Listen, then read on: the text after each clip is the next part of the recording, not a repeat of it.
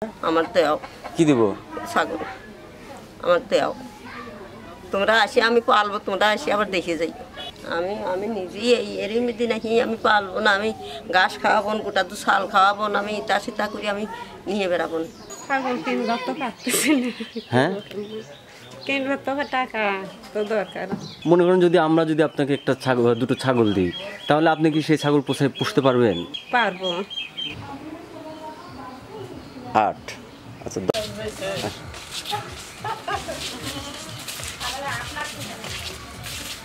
আনন্দীপের স্বাবলম্বী প্রজেক্টের আওতায় গতকালকে আমরা কেনাকাটা করেছিলাম, আজকে সেটার বিতরণ করব। আমাদের রাজবাড়ী জেলা টিমের যে সমস্ত স্বেচ্ছাসেবী ভাইরা আছেন তারা সবাই এখানে উপস্থিত হয়েছেন। এই প্রজেক্টের ব্যাপারে সবসময় আমাদের দিক নির্দেশনা দিয়ে থাকেন সংগঠনের চেয়ারপারসন ফরিদা ইয়াসমিন জেসি আপা। এই এলাকার কয়েকজন মুরব্বী এখানে উপস্থিত হয়েছেন।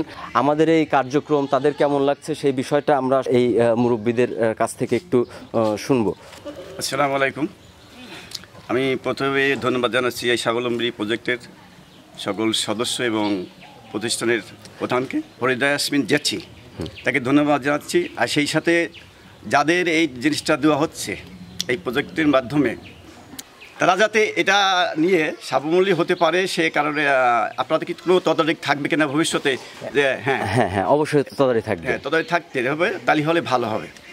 মানে আপনি পরামর্শটা কি, যারা সদস্য আছে তারা এটা তদারকি করুক? হ্যাঁ, তদারকি তো অবশ্যই। আমি আগে থেকে ভাবছি যে এটা তো দিয়ে গেল, যদি দেখলেন মালিক যাকে দেখলেন সে হয়তো বিক্রি করে ফেললো, তাহলে তার লাভে আসবে না, আপনাদেরও হাজার হবে না, যেটা আপনাদের যে উদ্দেশ্য সেটা বাস্তবায়ন হচ্ছে না।